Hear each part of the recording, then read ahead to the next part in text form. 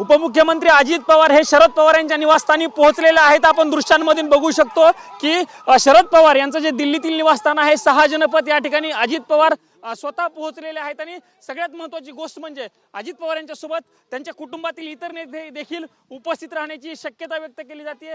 खरं तर शरद पवार यांच्याकडून अजित पवार यांच्यासह सगळ्या कुटुंबाला स्नेहभोजनासाठी निमंत्रण देण्यात आलेलं आहे अशी माहिती मिळते। आणि त्याच अनुषंगानं अजित पवार हे शरद पवार यांच्या भेटीसाठी पोहोचलेले आहेत।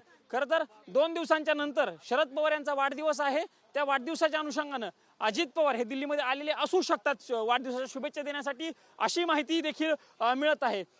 खरं तर मागच्या वर्षी देखील अशाच पद्धतीनं अजित पवार हे शरद पवार यांच्या भेटीसाठी अचानकपणे पक्षाच्या इतर नेत्यांसह आलेले होते आणि त्यांनी वाढदिवसाच्या शरद पवार यांना शुभेच्छा दिलेल्या होत्या।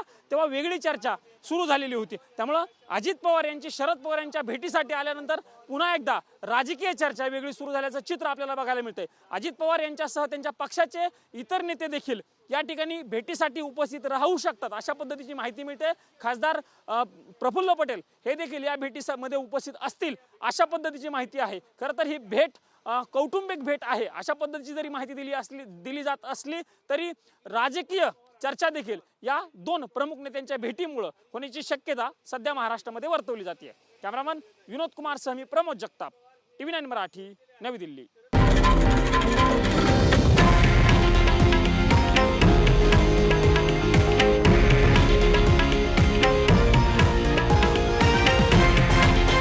हे आहे देशातील नंबर 1 न्यूज नेटवर्क आणि आपण पाहत आहात TV9 मराठी, एकमेव।